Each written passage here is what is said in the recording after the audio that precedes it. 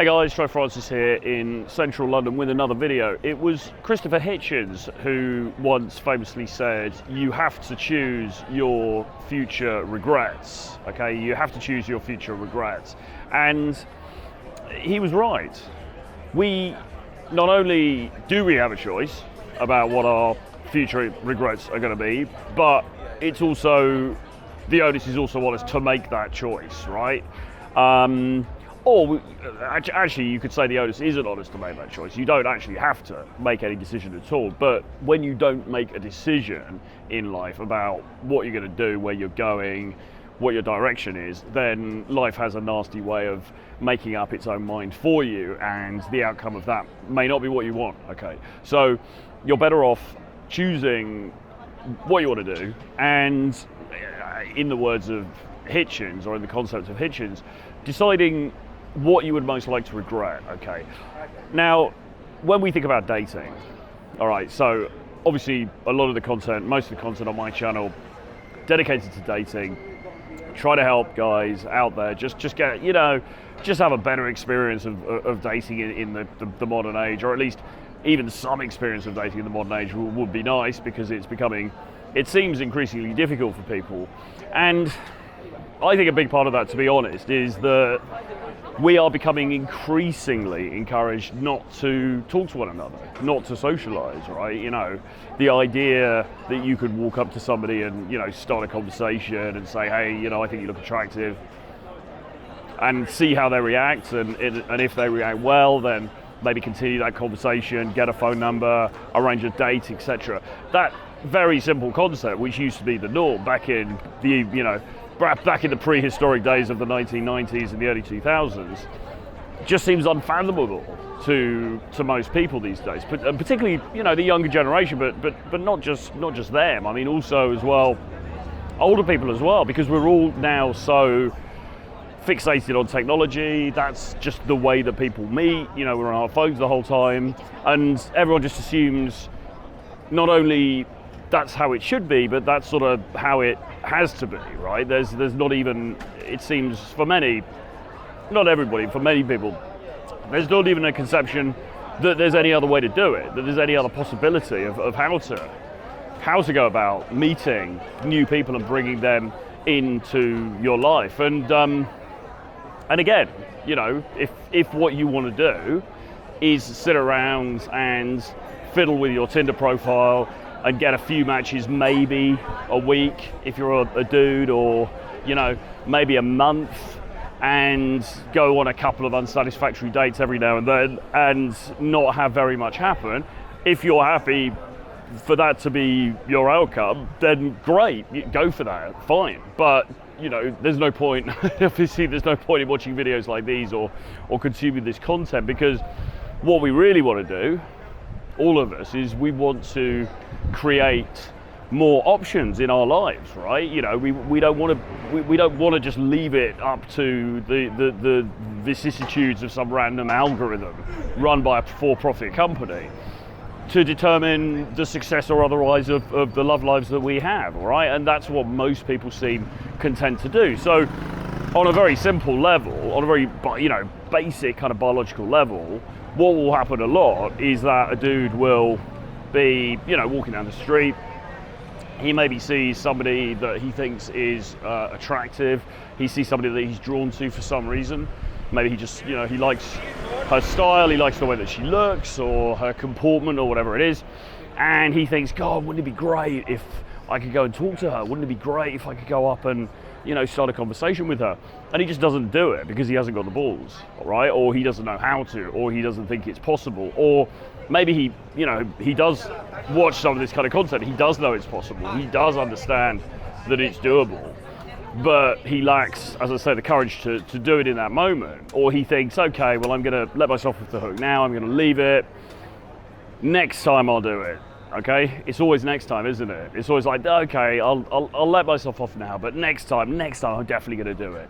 And of course, that next time never comes, because the next time he's in the same situation, he does the same thing. There's another reason. Another reason comes into his mind for why he can't go and talk to her. And by the way, this doesn't just need to refer to being in the daytime. It doesn't necessarily just need to refer to being outdoors, in a busy street like this, although it might. I mean, equally, it could be in the bar in the evening. It could be, we're sort of finishing work time now, so people are out and about and, starting to go for drinks and doing the after work thing. And this is a very good time actually to be social because, people have, for the most part, they're finishing work and they're in a bit more of a relaxed mood and they're more ready to meet new people. Okay, so it could be that, or it could be in some, cool bar, or, one of some like fantastic like hotel lounge or something like that. I mean, there's so many places where you can meet new people. There's the gym. I mean, every time I do a fucking video, somebody writes, oh, how do you go and talk to somebody in the gym? And, for the most part, don't really recommend the gym if it's one that you go to regularly and you know everybody there, because you don't want to get, if you, for obvious reasons, you don't want to shit where you eat, as it were. But nevertheless, depending on the setup of your gym, or maybe you travel around, you go to different ones, that's also a possible venue. You've got the yoga class, maybe at the end of the class you start talking to somebody, whatever. Regardless, the point is that there are multiple venues in real life where you can meet people, okay? And the choice that you have to make, to go back to the Hitchens quote, what would you rather regret? Would you rather regret, okay, I went up to her and I spoke to her and it was a little bit awkward, it was a little bit embarrassing, and I couldn't think what to say, and I got shot down and I feel like a bit of an idiot? Or would you rather regret, I could have done something and I don't know what the outcome would have been and I just didn't do it, right? And for me, the answer to that question always has to be that I would much more regret not taking the action, okay? I would much more, it would be a much bigger regret for me not to take the action, because then you're left with the unknown, okay? You're left with the what could have been, because it's like the Schrodinger's box thing, isn't it, with the cat? You don't know what could have happened. I mean, you could have walked up and started that conversation and yeah, she could have shot you down. Equally though, maybe, you never know, maybe she would have really liked you. Now, you will never know because you didn't do it, okay? And you're gonna have to live with that regret for the rest of your life. And you might think, well, who cares? It doesn't matter, it's just some random person, never gonna see them again. But believe me, those regrets, particularly for guys, they can last for a long time. I mean, guys will remember for years, for decades sometimes. That one girl that they saw at the party in the red dress and maybe she smiled and he just didn't have the balls to go and talk to her, and what might have happened if he'd have done it, okay? We, as men, we tend to regret this far more than we do the small sting of, a mild rejection. You walk up to somebody and they're like, oh, actually, yeah, I got a boyfriend. Okay, fine. All right, good luck with that. See you soon. Have a nice life. So you have to choose the regret that you would rather have, okay? And in the context of this dating stuff, in my view, rejection is always better than regret. It's always better to take the action and just see what happens, because you never know. And the casino is always open. The casino's open 24 hours a day, pretty much. Certainly if you live in a big metropolitan city. And you get as many plays as you want, okay? You've got unlimited chips to go and play at the tables, to extend the metaphor, because it's not like, oh, you only get a certain number of approaches allowed in a lifetime, and then once you've done those, then that's it, you never get any more. It's not, it just doesn't work like that. You could go and talk to 20 new people every single day for the rest of your life. You could talk to 100 new people every day for the rest of your life. There's no limit to it, okay? As long as you're acting in a, responsible, offensive manner, and you're not doing anything wrong, then you can talk to as many new people as you want. And the only thing really that's holding you back is yourself and your fear of doing it and your mistaken belief that everything now has happened through the prism of technology, which it just doesn't. Now, just to broaden it out slightly into other areas, I mean, the same thing is true in career terms as well, the same thing is true. You know, if you want to start a business, if you want to have some kind of creative career, if you want to write a book, if you want to make videos, if you want to do whatever, right? Again, would you rather regret not having tried at all and thinking, well, it could have been so good, it could have worked out so well for me, but I just didn't do it because I didn't have the balls? Or would your regret rather be, I did it and it didn't work out very well? Okay.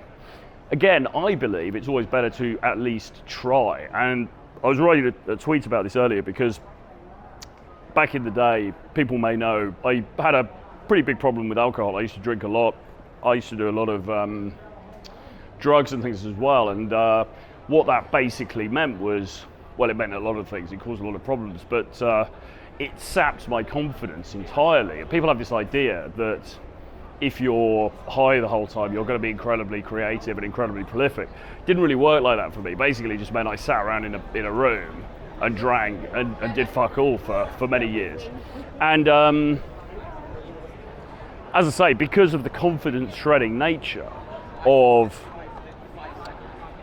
being drunk the whole time, I just didn't have the balls, I didn't have the courage to put anything out into the world, you know, to put any writing out into the world, or try to create anything, or to try to do anything, because I was so worried about what people might think, and what they might say, and what happens if people don't like it, and all of that. And then, of course, what you realise is it doesn't really matter, okay? And then you get to the point where you're walking around with a fucking camera, making a video that people may or may not like, and some people are watching, and some people are looking, and some people aren't, and most people don't give a shit, and none of it really matters, because what matters is that you are, you know, you're taking the action, you're doing the thing, you're putting it out into the world, and then the rest of it is going to take care of itself one way or another, okay? Once more, you have to decide what you get to regret, okay? And I said this recently in a different video, in a probably similar context, but it kind of, in the end, it's very simple. You're either going to sit around in a room somewhere and not do anything and wait until you die, because time's going to pass either way, right? So you're either going to kind of sit around, never take a risk emotionally, never take a risk commercially, don't take a risk, you know, in any sort of capacity at all, and just sit around and just let things happen. Or you're going to think, fuck it, I'm going to go out there and I'm going to do something. Now, it may not be successful, it may not work, but I'm going to go out there and fucking do it. And let the chips fall where they may. And then at least I know that I gave it a go. And I know which side of that coin I would rather be on, personally. Obviously, it's down to you to decide for yourself where you'd rather be. On that note, let's bring this one to a close. Thanks for tuning in. Do subscribe to the channel if you haven't already. Give me a like on the way out. Give me a comment below. Let me know what you think about this. Get on my email list. There's a link below. We've also got an event coming up in London in July. So if you're interested in coming here and learning more about dating skills and approaching and just how to get better at all of that kind of stuff, then we've got some great trainers lined up for the event in July. Once again, details below. Get in touch with me. You can email me, Troy@realtroyfronts.com, and I'll see you guys again very soon. Bye-bye.